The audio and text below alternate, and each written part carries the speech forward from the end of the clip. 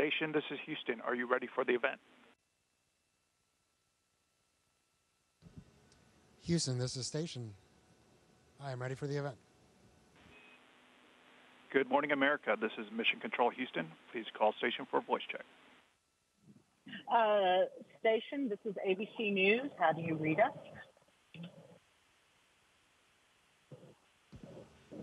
Hi, good morning. I hear you loud and clear. How do you hear me?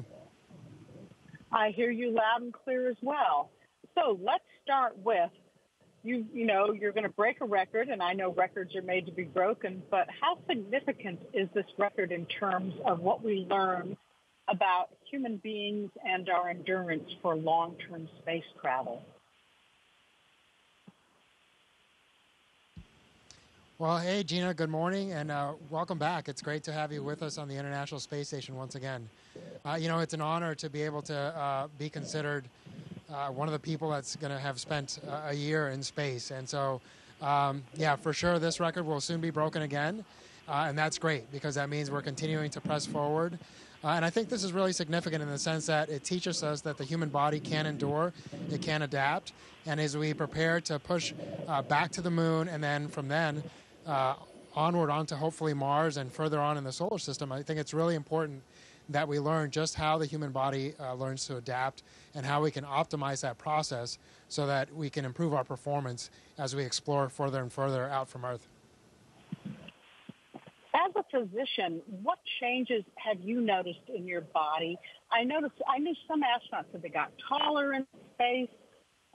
Did you sleep better? Did you sleep worse? I mean, how have you documented your year in space for yourself physically?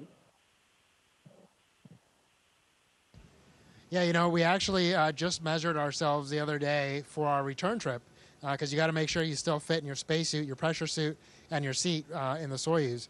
And it looked like I had grown for about 3 centimeters. Unfortunately, that is not a permanent change.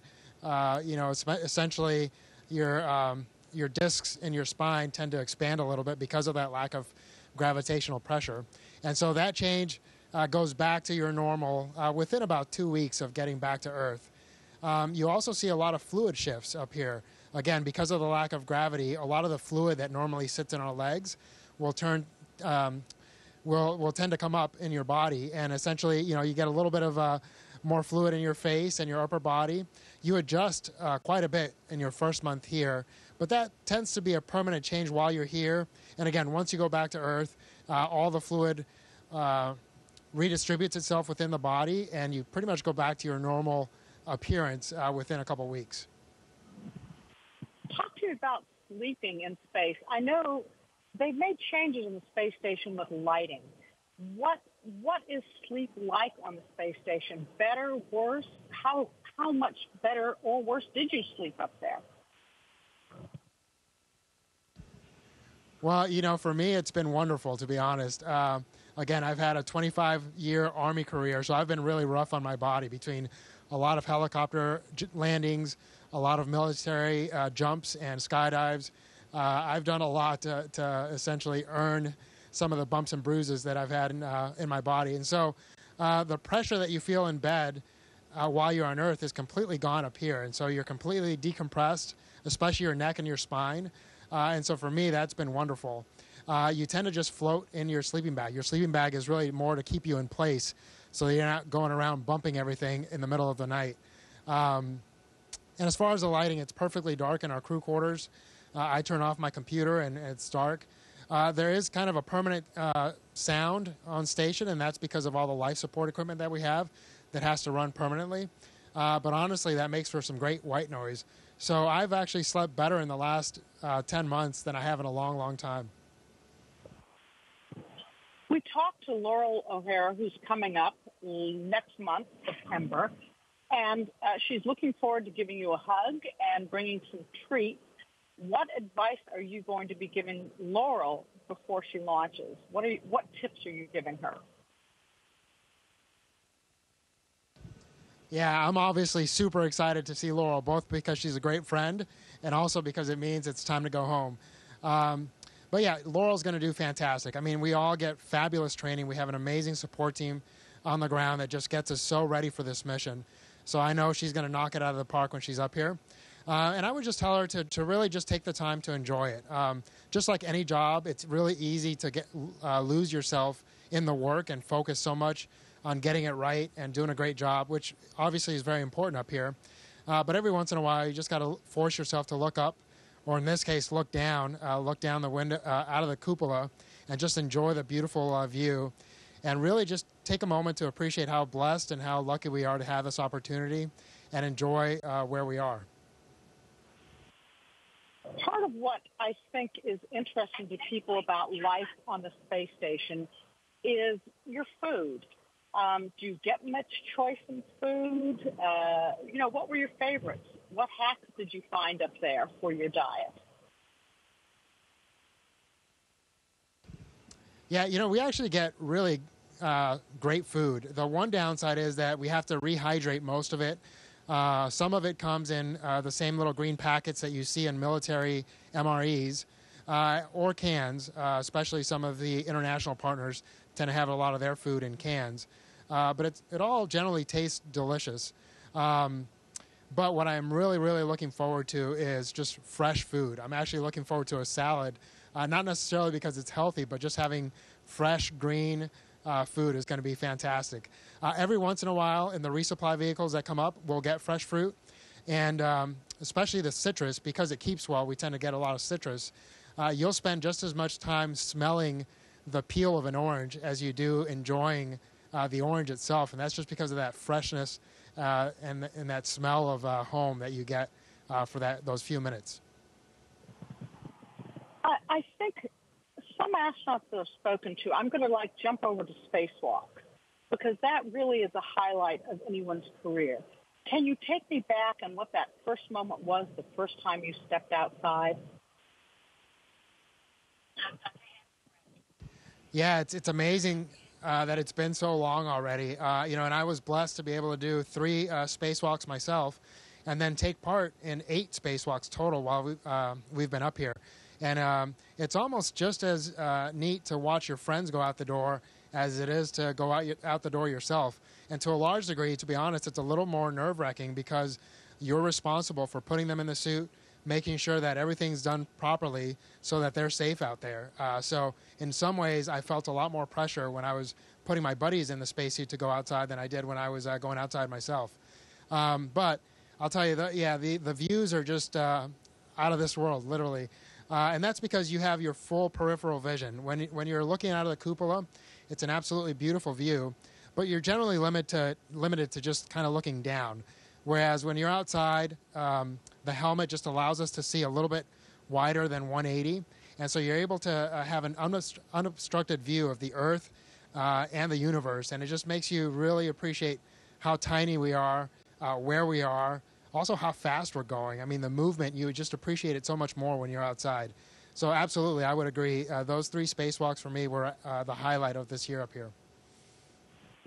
I'm trying to remember, for your first spacewalk when you went out, were you in light or darkness?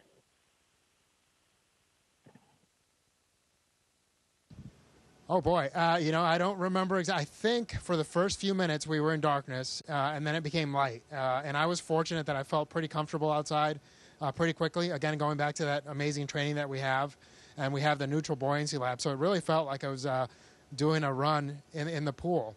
And so I felt pretty comfortable out there, and I really, you feel like a little kid, just in the weightlessness, enjoying that view, and appreciating that you're in your own little private spaceship in your spacesuit and in that environment. And so I had a few minutes to what we call adapt outside and essentially get used to the suit. And I really just kind of spent it all looking all around and doing all sorts of movements because I was just having so much fun. So it sounds like if you kept a journal, I'm going to move on to that. The spacewalks would have been a highlight in your journal of my year in space. Did you kind of journal your year in space? What did you do to document that for you and for your family?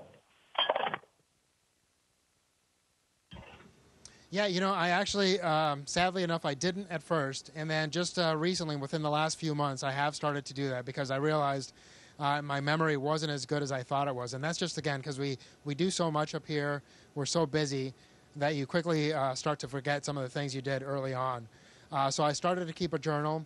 I think it'll be super valuable down the road, and just to be able to look back and appreciate what this experience meant to us. Hopefully I'm able to take part in many more missions.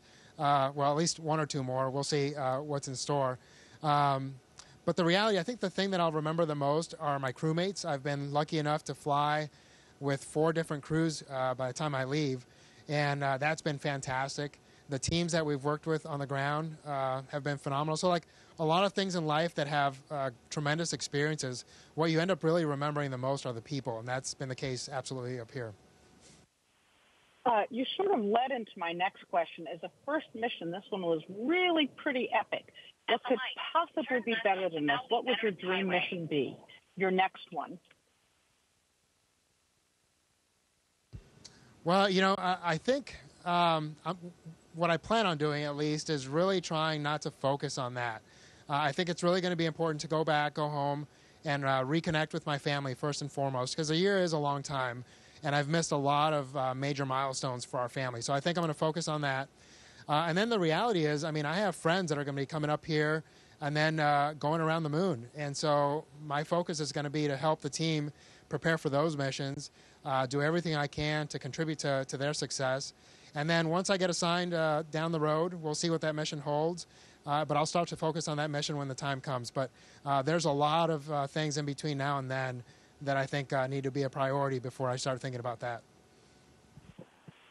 It's been interesting watching your crew on orbit because you make it a priority to talk to school kids. I think you're promoting education and STEM for children. Out of all the kids groups that you've spoken with, what questions do you remember that really set you thinking? I'm laughing because I actually had a meeting just yesterday with some kids, cutest kids you've ever seen. They were all, a lot of them, I should say, were in the 4 to 6 year old group. So I had 2 questions that I really loved. One was, had I seen any T-Rexes in space? And unfortunately, I had to say no to that. And then the other one was if I had seen any mermaids, because I had described what looking at the ocean is like from up here. And so, unfortunately, I had not seen either T-Rexes or mermaids. But I just love the fact that we can enjoy the kids' curiosity and hopefully inspire them to great things later on in the future. I think it's interesting because one thing that the space station has proven to be very valuable with in the past, hopefully we have a slow hurricane season this year, but Earth observations from space and what it teaches us about our planet. What do you think you've learned about our planet from observing Earth for a year? Well, yeah, absolutely. You get a very different perspective being up here. The biggest one is how unique our planet is, right? You look out at the rest of our solar system, and all you see in general is darkness. And I think we just have to appreciate how special our planet is and do our best to ensure that future generations are able to enjoy our planet just as much as we have been able to. The other thing that you really appreciate is the fact that there are no borders and the fact that we as humanity can do amazing things. We've had humans in space now for 23 continuous years, and I don't think most people really appreciate how difficult this is and what a team effort it really is to have this achievement. And so the fact that you can look down and say, man, if we work together, we can do some amazing things. So all those things, they kind of sound philosophical, but just you learn to appreciate the fact that you're living it every day while you're up here. You're coming home in another month. Tell me what the process is for returning home. You just don't hop in a car and drive home. Is your body monitored, and what is the adjustment like for returning to Earth from space? Yeah, so kind of going back to your previous question, again, there's only been a handful of us that have been up here for this long, and so they try to capture as much science as they can, as quickly as they can, because our bodies are just so good at readapting. So as soon as we land, again, I came up on a Russian spacecraft, so I'll also go back and we'll land in Kazakhstan, and there'll be a NASA team there ready to fly me back to Houston. But right away, they get you in this medical tent and they start doing testing from about 10 minutes after you land.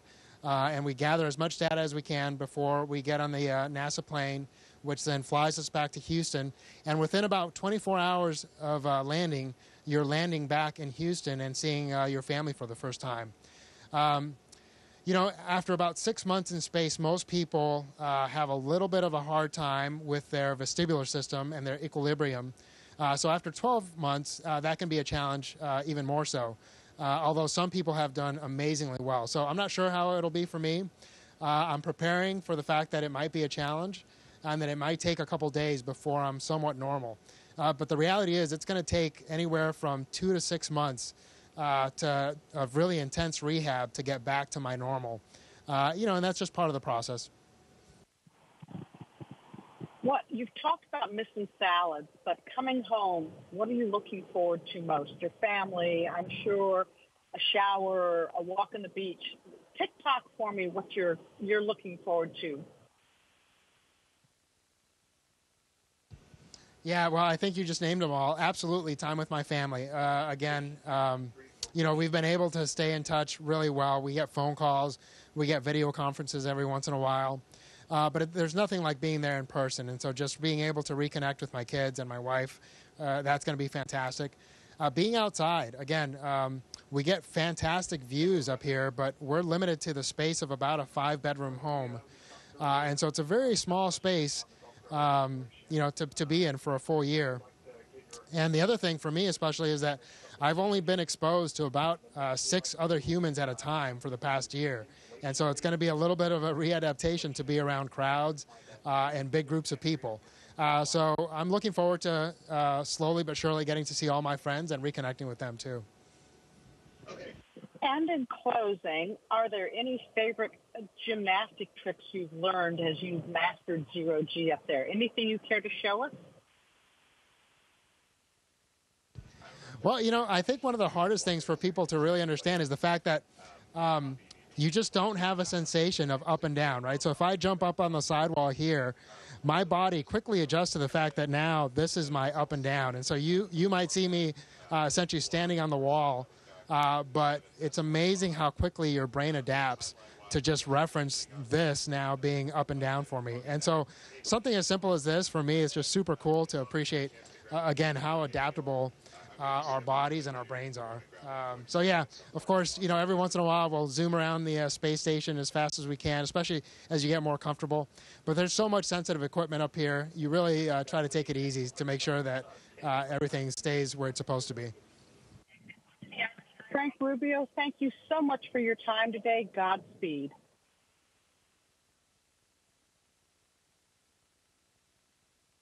All right, Gina, thanks again. It's been an honor and a pleasure, and we'll talk again soon. Take care. Station, this is Houston ACR. That concludes the event. Thank you. Thank you to all participants from Good Morning America Station. We're now resuming operational audio communications.